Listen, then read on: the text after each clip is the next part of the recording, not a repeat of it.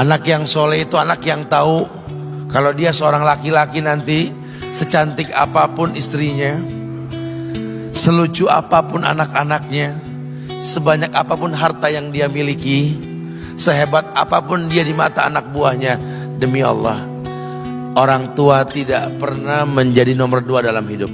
Ini banyak orang yang suka salah ini. Cuma gara-gara dunia, orang tua panjang mata menanti kedatangan anak. Jangan ya, jangan. Anak yang soleh tahu sekali, sampai kapanpun ibumu, ayahmu, sampai kapanpun. Dunia nggak membuat dia lupa ada berkah keramat dunia hidup di atas muka bumi ini.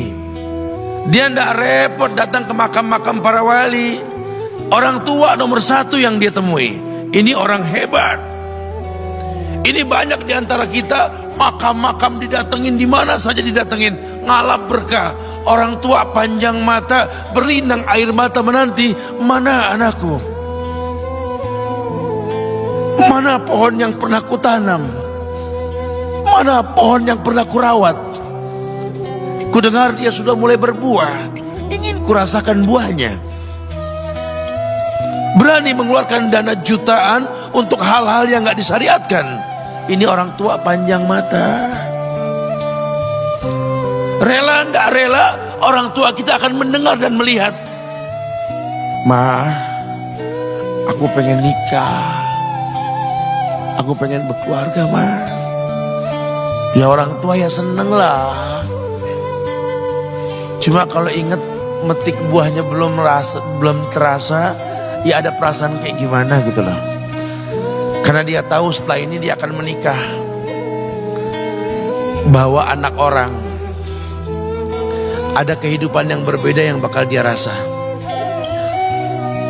Orang tua makin hari makin rentan, bukan makin seger.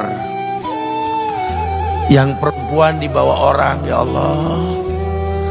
Baru kemarin perasaan mainin poni, ini anak perempuan kita, betul. Baru kemarin mainin kepangan rambutnya, ya Allah. Ya Allah, baru kemarin perasaan saya titah dia, titah, ya Allah. Belajar jalan, bisa berlari bawa sesuatu, coret-coret tembok, aduh Masya Allah. Sekarang udah gede, dibawa orang, ya Allah, Masya Allah. Yang laki dekat sama mamahnya.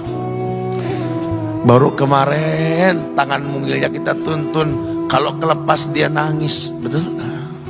Sekarang tangannya keker besar, tangan ibunya keriput, betul. Mau nangkep tangan anak pun sudah mulai susah.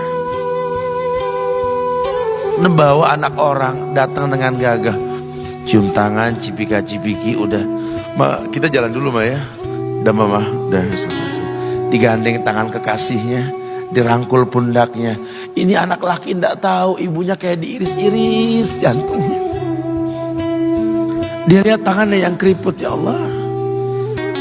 Udah berapa lama tangan ini nggak dibawa sama anak ini? Udah berapa lama tangan ini nggak digandeng sama anak saya? Kita merasa bangga akur merangkul istri kita, ibu kita ngelihat pundaknya. Udah berapa lama pundak ini gak dirangkul seperti itu, ya Allah. Dulu aku berdandan secantik-cantiknya, ku dandankan anaknya, ku bawa di hadapan kawan-kawanku bangga.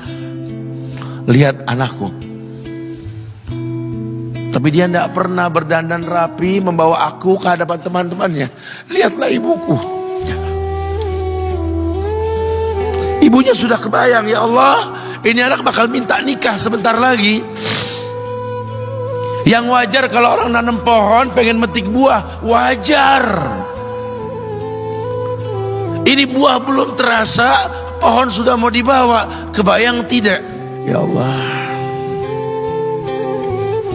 Mulai dia kebayang. Sehingga rasa-rasa seperti ini menjadi tumpukan rasa di hati orang tua kita, yang nanti pada akhirnya dia pun bakal kembali ke hadirat Allah, kita pun bakal kembali ke Allah, betul? Sementara yang namanya kemuliaan datang dengan cara sabab yang benar. Ridallah fi ridal walidain wa sukhtullah fi sukhtil walidain. Ridanya Allah ada di ridho orang tua, murkanya pun sama. Karena semua ibadah yang dia lakukan berujung pada surga. Dan yang paling gampang ketika dia mau menaklukkan dunia, demi Allah, berkah orang tua dulu yang dia ambil. Ini dirasa oleh orang mulia yang Nabi katakan, innahu min ahlis sama, innahu min ahlis sama. Manhu? Siapa dia? Sahabat, manusia yang pernah hidup zaman sahabat tapi nggak ketemu Rasul, yang bernama Uwais Al-Qarni, pemuda miskin pengembala kambing di negeri Yaman. Padang tandus yang dia tinggal di situ, yang dia kesampingkan hidupnya untuk ibunya, untuk ibunya. Tidaklah terucap kalimat satu yang ingin ibunya pengen, kecuali Uwais pasti akan melakukannya apapun, dan ibunya cacat. Apa kata Uwais? Tidak akan pernah terlontar kata dari mulut ibuku kecuali kan kulakukan yang dia inginkan. Masya Allah. Ibunya cacat dan dia menomorduakan diri, yang penting orang tuanya dulu. Hingga satu waktu ibunya berkata, wahai Uwais, ibu sudah tua. Andai kematian mendatangi ibu, ada beberapa keinginan yang ibu pengen merasakan keinginan tersebut. Mungkin enggak ya? Apa Bu? Katakan. Ibu pengen haji. Bengong, Wais, ya Allah Bu, ini Yaman, Hadramaut, yang sekarang saja pesawat itu bisa 3 jam menuju Saudi itu, 2 jam lebih lah menuju Saudi. Ini lebih jauh lagi, kebayang berapa ratus kilo, berapa ribu kilo, nggak tahu. Ya baiklah ibu, kata Uwais, aku tidak pernah menolak permintaan ibuku, tapi kali ini aku tidak bisa menjawab karena mikir gimana caranya ini. Apalagi dia seorang pemuda yang punya penyakit sopak, ada tanda-tanda putih di bagian badan itu kayak pano besar gitu tuh. Udahlah, terserah gimana nantilah. Yang penting ini nomor 1 dalam hidup ini. Dia beli seekor anak sapi, digendong tiap hari itu sapi sama si Uwais menuju puncak gunung. Turun lagi, gendong ke atas, turun lagi tiap hari. Sampai orang bilang, Uwais gila no. Orang sapi dipiara, dia digendong tiap hari naik gunung yang tinggi. Sampai nggak berasa, dikatakan 8 bulan dia lakukan itu. Sehingga terbentuklah fisiknya yang bagus karena olahraga tiap hari bawa itu sapi. Dan sapi itu makin berat, dalam hikayat dikatakan sampai di atas 100 kilo itu sapi. Kemudian dia tetap gendong ke atas dan dia yakin, bismillah saya yakin. Sampailah bulan haji, ibu naik ke pundakku, digendong ibunya dari negeri Yaman. Subhanallah, gak ada yang gak mungkin. Lihat, dibawa ibunya ke Mekah, bertawaf di Ka'bah, dunia menyaksikan. Bahkan hikayat mengatakan dia sempat bertanya kepada sahabat Abdullah bin Umar,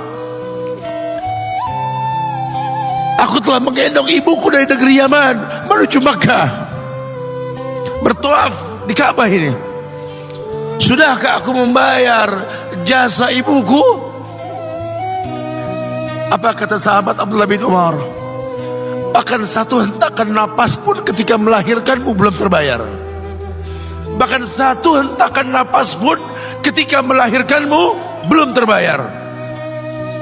Dia selesaikan tawafnya, dia selesaikan tawafnya. Selesai tawaf, dibawa ibunya ke makom Ibrahim untuk sholat 2 rakaat. Selesai sholat, dia angkat tangan, dia berdoa kepada Allah, ya Allah, ampunkanlah ibuku ya Allah. Ampunkan ibuku ya Allah. Masukkanlah dia ke sorgamu ya Allah. Masukkan dia ke sorgamu ya Allah. Ibunya berbisik, Uwais, sudahlah, mintalah pada Tuhanmu ampunan untuk dirimu dan sorga untukmu. Wallahi wahai ibu, Allah ampunkan kamu, Allah masukkan kamu ke sorga, cukup untukku. Ridhomu yang kubutuhkan wahai ibu. Lihat, manusia saleh, hasil doa Rabbi habli minas solihin. Lihat, makanya ketika Nabi mengatakan innahu min ahli sama, ini manusia penghuni langit. Umar, Ali, temui Uwais.